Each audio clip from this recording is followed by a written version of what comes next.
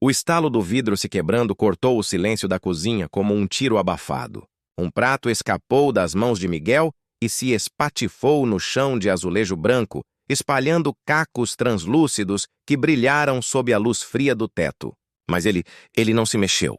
Ficou ali parado. Um dos estilhaços atravessou a sola do seu pé como uma faca atravessa uma fruta madura, e ainda assim, nada.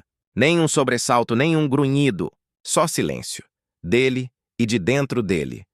O sangue começou a pingar devagar, escorrendo até formar pequenos lagos carmesim nos rejuntes do chão. Foi só quando ouviu o grito, aquele grito, que tudo congelou. Lúcia, com os olhos arregalados e a mão trêmula, apontava para o chão, para o rastro, para o vermelho, para ele. Miguel olhou para o próprio pé. O sangue era seu. Mas a dor? A dor não estava ali. Como se aquele pedaço do corpo já tivesse pedido demissão. Morto, mas ainda preso nele. 3 anos antes, Miguel era outro homem.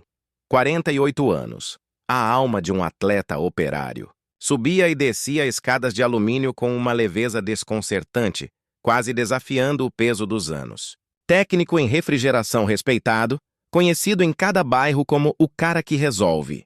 Tinha mãos grandes, duras como madeira envelhecida, que manuseavam compressores pesados como se fossem brinquedos de criança. Nas lajes escaldantes, com o sol batendo no lombo e o corpo molhado de suor, ele soldava tubos com a precisão de um relojoeiro e a confiança de quem sabe exatamente o que está fazendo. Sempre sorrindo. Sempre inteiro. Era mais que um trabalhador. Era o esteio da casa. Lúcia o esperava com panela no fogo, cheiros quentes de comida caseira, aquela paz invisível de quem sabe que o mundo faz sentido ali.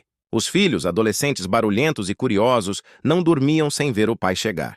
Cada noite era uma pequena celebração da normalidade. A rotina era a alma da sua existência. Despertava às 5h30, antes mesmo do sol espreguiçar no horizonte. Café preto forte, pão francês crocante, um beijo na testa morna de Lúcia que ainda dormia. Depois, o som engasgado da Kombi no quintal e o rádio velho tocando modões que ninguém mais ouvia. Era assim que o dia começava. Marmita fria no porta-malas, almoço de arroz, feijão, bife e tomate cortado em rodelas. À noite, o ritual sagrado. Cerveja gelada, noticiário na TV, os pés castigados apoiados no sofá. Uma vida simples, cravada na pele. Mas era dele, e ele amava cada parte. Tudo começou a mudar num ambiente que cheirava a álcool e distância. O consultório médico. Miguel foi ali só para renovar o atestado anual da firma. Coisa de rotina. Enfermeira simpática tirou pressão, anotou o peso, colheu sangue. Ele mal prestou atenção. Mas quando o Dr. Marcos entrou, os olhos fixos nos exames e a boca levemente franzida, algo no ar ficou pesado. Miguel, precisamos conversar, ele disse, como quem segura uma notícia que não quer dar. Sua glicemia está em 280 miligramas por decilitro. Você tem diabetes tipo 2. Aquelas palavras ficaram flutuando no consultório como nuvens negras prestes a desabar. Diabetes, a doença do pai dele que perdeu os olhos pro escuro. Do tio que enterraram junto com uma perna. Miguel sentiu as pernas murcharem por dentro, como se o corpo tivesse deixado de obedecer. Lúcia segurou sua mão, forte, quase tentando impedir que ele desmoronasse. Vai ficar tudo bem, ela murmurou, mas a voz veio trincada, como o prato que se partiu dias depois. O médico falou de metformina, passou uma folha com desenhos de frutas coloridas e receitas sem gosto. Explicou sobre caminhar, se exercitar, mudar tudo. Miguel saiu de lá em silêncio. Mas por dentro repetia um juramento. Cortou o açúcar no mesmo dia. Trocou o refrigerante por suco de couve com limão. Acordava mais cedo ainda. Dava voltas no quarteirão antes do sol nascer. Tomava o remédio como um rito sagrado. Está sob controle, dizia para si mesmo, como quem conjura proteção. Eu não sou meu pai, mas o corpo? O corpo tinha seus próprios planos. Como se enfrenta um inimigo que já está morando dentro de você, em silêncio? No começo parecia só cansaço. Nada que um banho quente ou um alongamento mal feito não resolvesse. As pontadas nos pés vinham discretas, como sussurros depois de um dia puxado. Miguel sentia uma pressão incômoda, como se os ossos pisassem sobre nuvens pesadas, sem firmeza, sem solo. À noite massageava as panturrilhas com força, o polegar deslizando sobre músculos tensos, e afundava os pés numa bacia de água morna com sal grosso. O vapor subia e embaçava os óculos. "É só a idade chegando", ele dizia tentando rir. Mas por dentro, uma angústia mansa começava a fazer ninho no peito. 3 meses depois, os sintomas deixaram de sussurrar. Começaram a gritar. O formigamento chegou sem pedir licença. Primeiro à noite, quando o corpo pedia descanso e o inferno acordava. Era como se milhares de agulhas invisíveis cravassem a pele ao mesmo tempo, numa dança cruel. Miguel se revirava na cama como se estivesse tentando fugir do próprio corpo. "Para de se mexer, Miguel!" Lúcia reclamava, os olhos pesados de sono. Mas como explicar que suas pernas estavam pegando fogo? Como dizer que sentia formigas andando sob a pele, roendo, corroendo o que um dia foi dele? O sono virou um privilégio distante. Madrugada após madrugada, ele se sentava na beira da cama, os pés no chão frio, as mãos tentando friccionar alguma vida de volta. Tentava de tudo, meias de compressão, pernas para cima na parede, analgésicos escondidos, mas nada parecia funcionar. Durante o dia, o cansaço vinha em ondas. No trabalho, as ferramentas escorregavam das mãos. A chave de fenda caiu 3 vezes numa manhã. 3. O cliente olhou com estranhamento. "Tá tudo bem, Miguel?" Ele sorriu forçado. Foi só uma noite mal dormida. Mas por dentro, o pânico sussurrava verdades que ele se recusava a ouvir. A dormência veio devagar, sorrateira, como tudo que destrói. Começou nos dedos dos pés, depois tomou a planta e subiu pelos tornozelos com a lentidão cruel de quem tem todo o tempo do mundo. Era como se alguém estivesse apagando Miguel de baixo para cima. Ele testava a pele com alfinetes em segredo, escondido no banheiro ou no fundo do depósito. Espetava o dedão com força, buscava um sinal, qualquer sinal. Nada. O metal furava a carne como se fosse um pedaço de borracha. Seus pés não lhe pertenciam mais. Foi numa quinta-feira, chuvosa. O céu cinza parecia prenunciar o que estava por vir. Miguel subiu ao telhado de um supermercado para consertar o ar-condicionado. A escada de alumínio tremia sob a chuva fina. O degrau cedeu sob o pé direito, mas ele não percebeu. Porque ele simplesmente não sentiu. Caiu. 3 metros em queda livre. O mundo girou devagar. O impacto foi seco. Quebrou 2 costelas. Mas mais do que a dor física, o que doeu mesmo foi o olhar dos colegas. Aqueles olhos que misturavam pena e temor. Como se tivessem presenciado o início de um fim. No hospital, Miguel mentiu. Disse que se distraiu. Que pensava na conta de luz no que ia jantar. O médico anotou. Ninguém desconfiou. Lúcia chorou ao vê-lo enfaixado. "Você precisa ter mais cuidado." Ele quis dizer a verdade. Quis explicar que o problema não era a distração, era a ausência de sensação. Mas não teve coragem. Porque no fundo já sabia que o cuidado não bastava mais, a glicemia virou uma gangorra sem controle. Numa manhã estava em 90 miligramas por decilitro, e Miguel tremia, suava frio, quase desmaiava.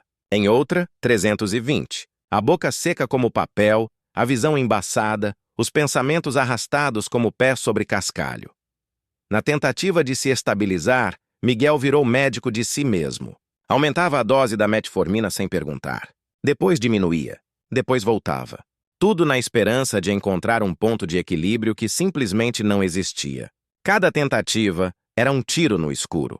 As crises de hipoglicemia no trabalho começaram a se repetir. Soldando tubulação, as mãos tremiam tanto que quase deixava cair o maçarico. O coração disparava. Sentia-se à beira de algo irreversível, como se o corpo gritasse por socorro que ele não sabia como dar. Começou a andar com balas no bolso, chocolate na mochila. Açúcar virou armadura. Quando sentia a tontura, colocava um doce na boca como quem acendia uma vela no escuro. Os colegas começaram a comentar. Cochichos, olhares atravessados. "Miguel tá diferente. Será que tá bebendo?" A vergonha vinha como um incêndio interno. Porque ele, que sempre foi exemplo, agora era suspeita. Ele, que um dia sustentou todos, agora mal se sustentava de pé. Quanto tempo leva para um homem se perder dentro do próprio corpo, sem que ninguém perceba? A manhã de sábado começou com um cheiro amargo no ar. Café queimado invadindo cada canto da casa, como uma lembrança de que algo estava fora do lugar.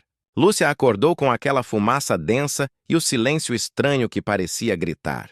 Correu até a cozinha e parou. Ali, no chão frio de azulejo, Miguel estava estirado.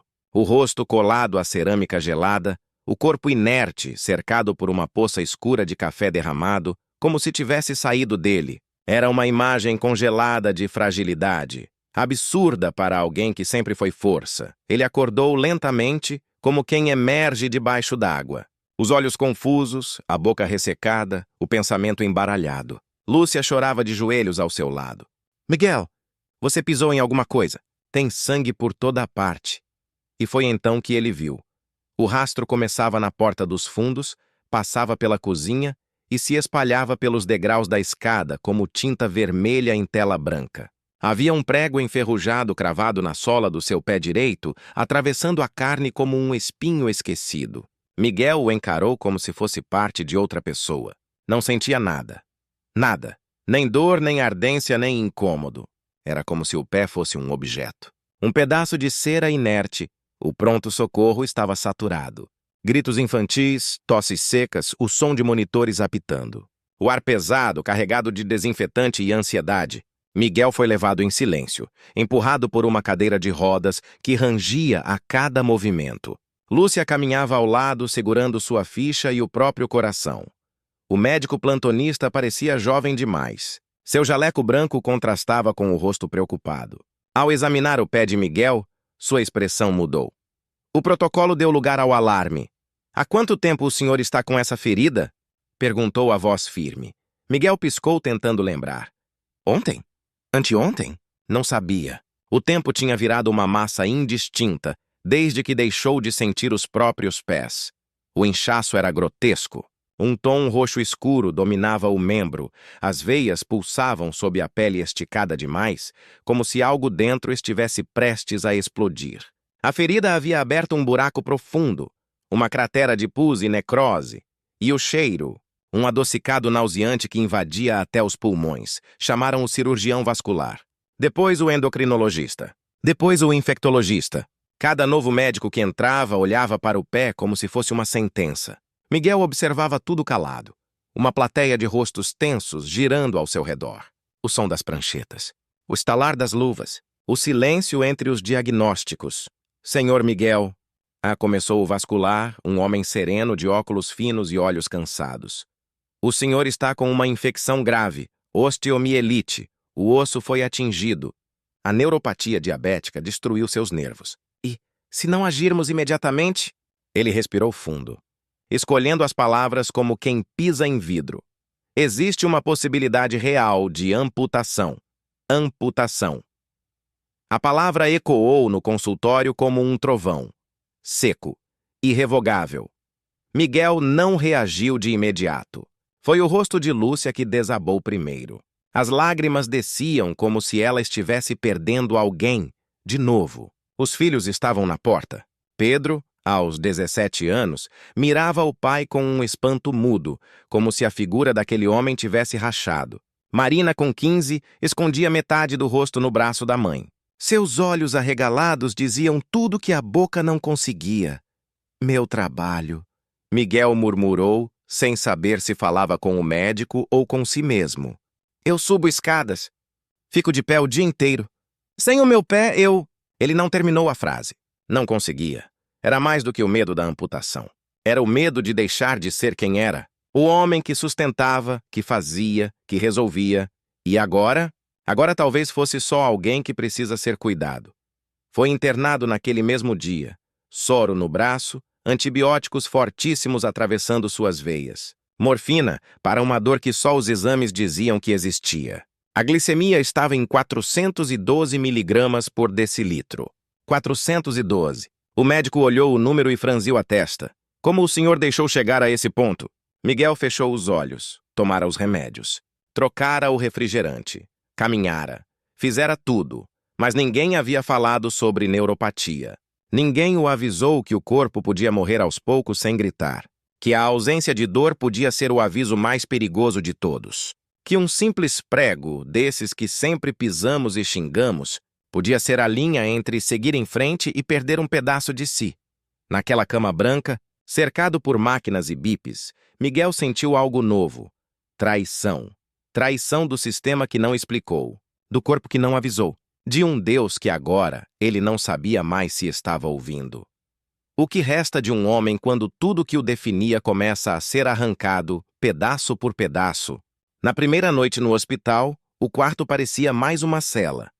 Luzes frias filtravam pelas persianas, lançando sombras geométricas sobre os lençóis. O soro pingava em ritmo hipnótico. O antibiótico ardia dentro das veias, lento, implacável. Lá fora, o mundo dormia. Lá dentro, Miguel encarava o teto como quem procura uma saída invisível.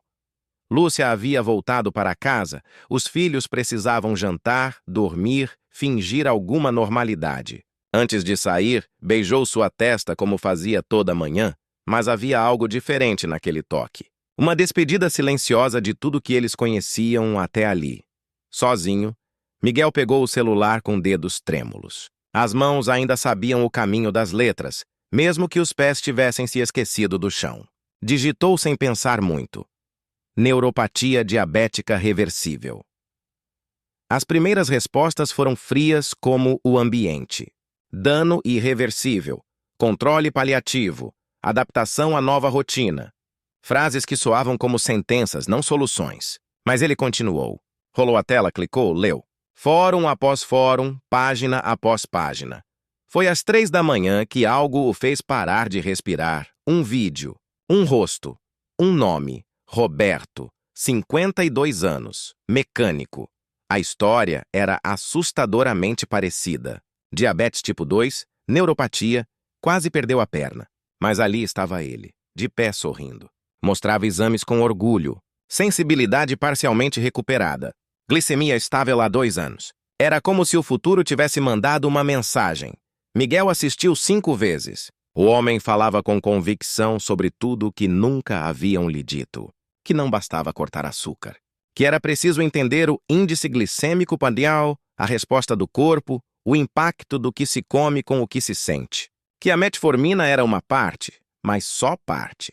Que a recuperação pedia estratégia, persistência, escolhas conscientes. Que era possível acordar os nervos, desde que se soubesse como. Miguel devorou conhecimento nos dias seguintes, com a mesma fome de alguém que redescobre o próprio destino. Descobriu o papel da vitamina B12 na regeneração nervosa. Entendeu o valor do ácido alfa-lipoico. Aprendeu sobre exercícios isométricos para os pés, sobre caminhar na ponta dos dedos, sobre escutar o corpo com atenção cirúrgica.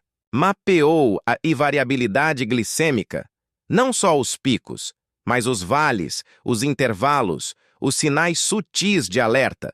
No 4º dia, o cirurgião voltou. A infecção está regredindo. A resposta ao antibiótico foi excelente. Não será necessário amputar. Lúcia chorou ali mesmo, sentada ao seu lado sem conseguir conter o alívio. Miguel, porém, não chorou, porque entendia que aquilo era apenas a primeira batalha vencida. A guerra, silenciosa, longa, íntima, estava só começando. Saiu do hospital com os olhos acesos. Procurou um novo endocrinologista especialista em neuropatia diabética. Entrou num protocolo de reabilitação agressivo. Fisioterapia todos os dias, mesmo quando doía. E sim, a dor voltou. Uma dor aguda, inesperada, mas que Miguel recebia com gratidão.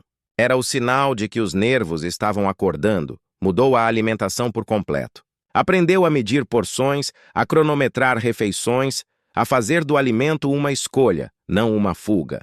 Trocou a pressa pela disciplina, a negação pelo controle, o medo pela ação. 6 meses depois, Miguel entrou no mesmo consultório onde um dia havia recebido a sentença. O Dr. Marcos segurava os exames com um leve tremor nos olhos. Glicemia em jejum. 85 miligramas por decilitro. Hemoglobina glicada. 5,4%. Teste de sensibilidade. 8 dos 10 pontos reconhecidos com precisão. O médico sorriu. É um milagre. Miguel respondeu sem hesitar, olhando pela janela onde Lúcia o esperava de braços cruzados e sorriso calmo. Não é milagre. É informação, é escolha. É uma segunda chance. Hoje Miguel voltou ao trabalho, mas voltou diferente. Criou um grupo de apoio no bairro. Todas as quartas à noite, na sala dos fundos da Associação de Moradores Homens e Mulheres, se sentam em roda para falar do que sentem, do que temem, do que enfrentam. Miguel conta sua história, sem floreio. Mostra seus exames, mas mais importante, mostra esperança. Porque entendeu que o maior problema não era o açúcar no sangue. Era o silêncio, a vergonha, a desinformação, a solidão de quem sente o corpo falhar e acha que é culpa sua. Talvez alguém que você conheça esteja passando por isso, sentindo os primeiros formigamentos, acordando cansado, evitando procurar ajuda por medo ou vergonha. Talvez esse alguém seja você. A história de Miguel é o lembrete de que nunca é tarde para mudar o rumo, mas também nunca é cedo demais para começar.